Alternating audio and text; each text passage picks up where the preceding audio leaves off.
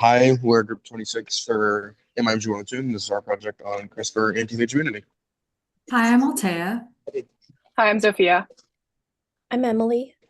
I'm Peyton. And I'm Olivia. This is our table of contents.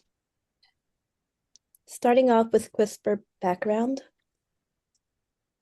So our main focus question is, what is CRISPR and how is it used as a technology in modern therapeutics? Along with, what are some challenges with CRISPR therapeutic technology? To start, CRISPR-Cas is an immune system mechanism in bacteria used to defend against phage infections. It's made up of the CRISPR array, which stores genetic information of previous infections, along with Cas proteins, the effectors of the CRISPR-Cas immune response, and Cas genes, which it encodes the Cas proteins. CRISPR is also made up of different classes. So the systems are divided into two main classes, 6 types, and a variety of subtypes. Starting off with class 1, they are made up of multi-subunit effector complexes in which the Cas5 subunit interacts with both the cRNA backbone, which is bounded to the Cas7, and the large subunit. It's made up of types 1, 3, and 4. Type 1 uses the Cas8 as a large subunit. Type 3 uses the Cas10, while type 4 uses it lacks the adaptation module. There's also class 2, which are only made up of a single large multi-domain effector. This includes type 2, which uses the endonuclease Cas9, type 5, which uses the effector protein CPF1, and type 6, which just targets the RNA and uses the Cas13 effector. Now we'll be talking about CRISPR's molecular mechanisms. So in bacteria, CRISPR is a region of bacterial DNA composed of short repeated sequences separated by spacer sequences that originate from previous phage infections. And so when a bacterium survives a phage infection, it can capture a small fragment of the invading viral DNA and insert it into the CRISPR array as a new spacer. This way, the CRISPR locus acts as a genetic memory of past infections. However, the CRISPR array alone cannot protect the cell, and so CRISPR arrays are located adjacent to CRISPR-associated genes, or Cas, and are able to encode proteins for acquiring new viral DNA fragments, process CRISPR-derived RNAs, and ultimately destroying invading phage genomes. And although not all bacteria possess CRISPR-Cas systems, they are widespread among bacteria and archaea and serve as one of the few examples of adaptive immunity in prokaryotes. And so now we'll talk about the bacterial immune system and how CRISPR contributes to that.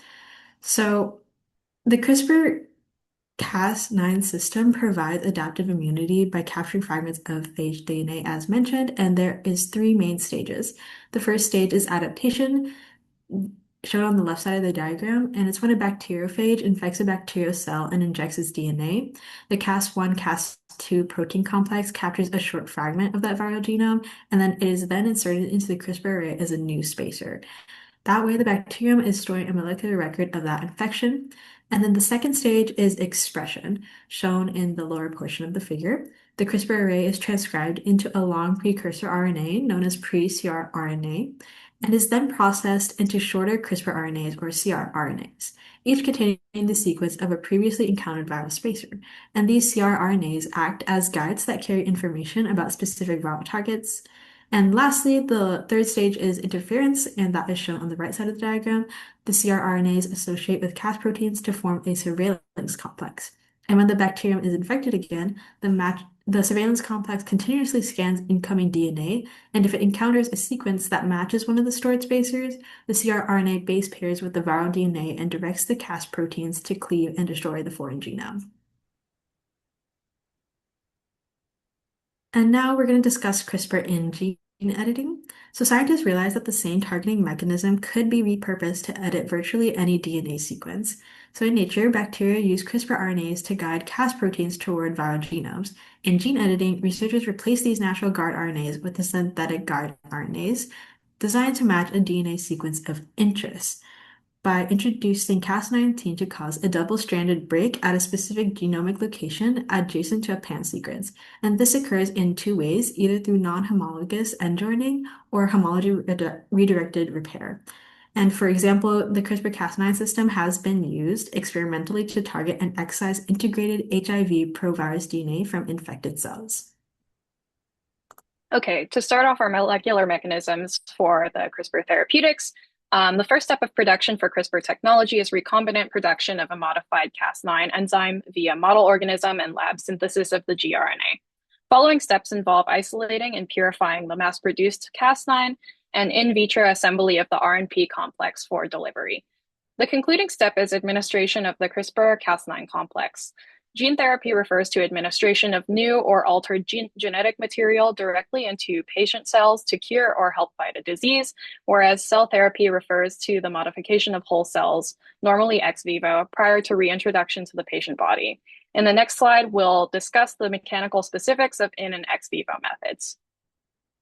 So in vivo administration refers to cases where Cas9 and gRNA components are packaged in a vector system, such as a non-viral lipid nanoparticles or adeno-associated viruses, and then they're introduced directly to the patient, normally via bloodstream.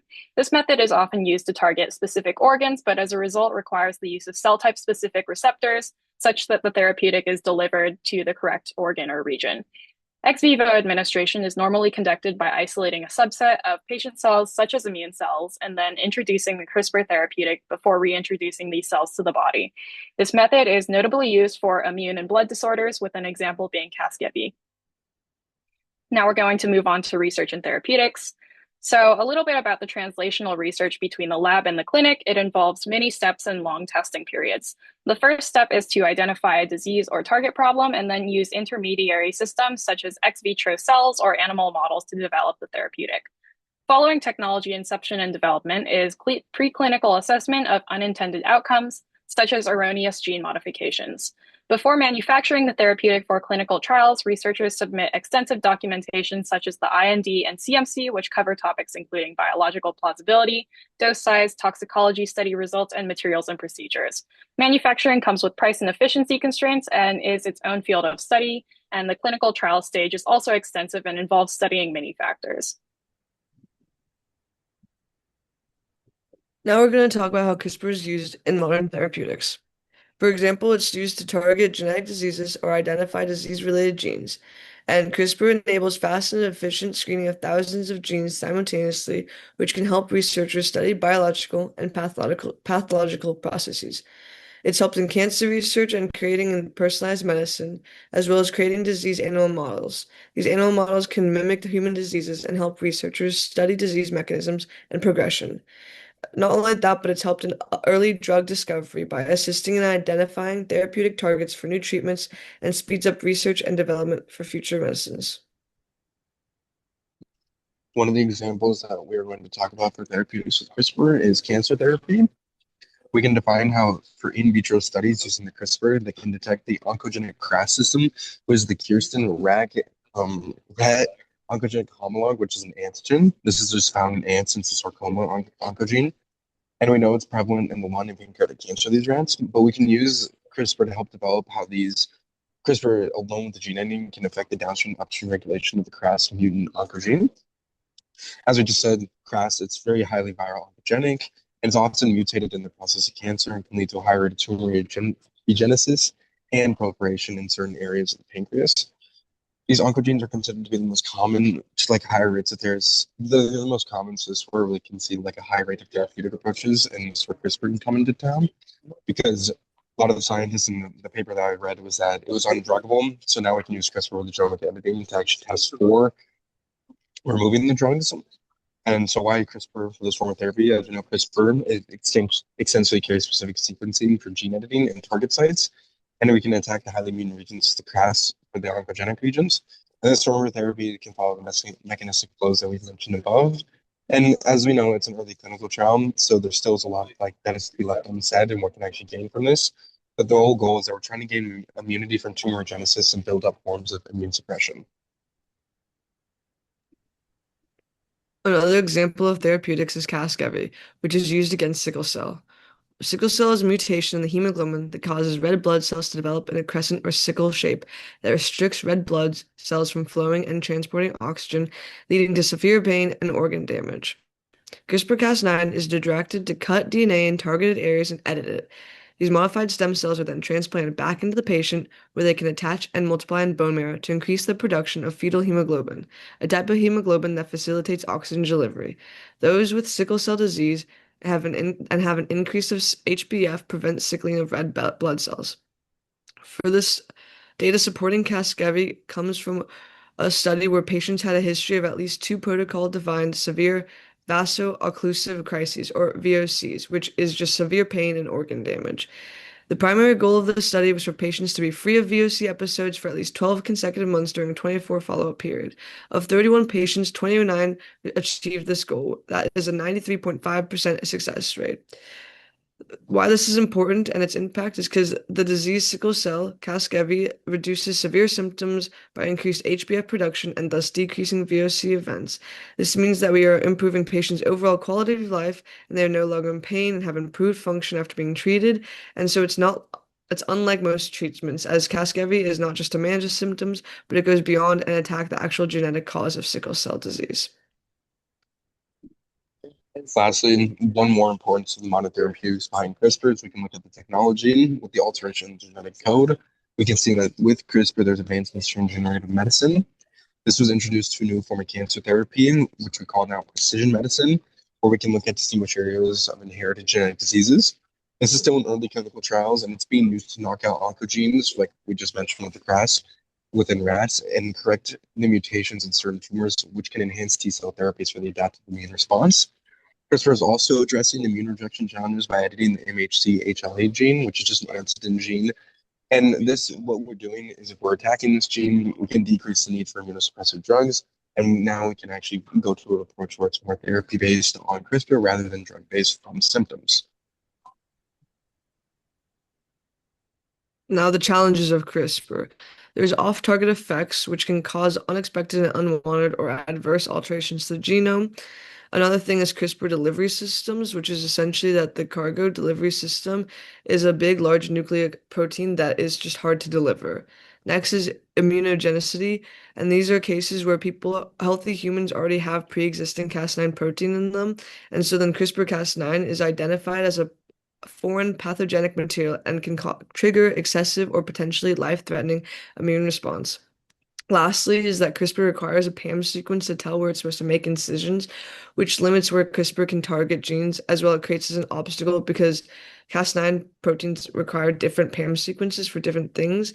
And so researchers have engineered a broader PAM sequence, but that can also lead to an increase of off-targeting editing effects. Now, moving on to the conclusion and future discussion. Starting off with the summary of what have we just talked about CRISPR, and we went over that CRISPR is an adaptive bacterial immune system that protects against phage infections. It can recognize and target viral DNA using stored spacer sequences. Different CRISPR classes and types have unique mechanisms and therapeutic uses. CRISPR-Cas9 can be adapted for gene editing and experimental disease treatment. And then there are therapeutic applications that include both in vivo and ex vivo gene editing approaches. Lastly, for our final conclusion or future directions, we just want to say that CRISPR as a whole, this is a form of therapy that is known for its most powerful genomic editing tools and shaping the adaptive immune response against disease.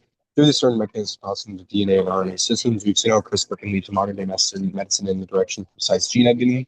Even though these modern day therapies and CRISPR are seeing promising results in early clinical trials, there's so many questions we left answered in how treatment can be viewed other than just on symptoms. And lastly, for some future directions with CRISPR as a whole, we're starting to see that germline somatic cells are always a big prevalence with offspring, so we can wonder how CRISPR can be used for offspring as a whole. These are our references, and thank you.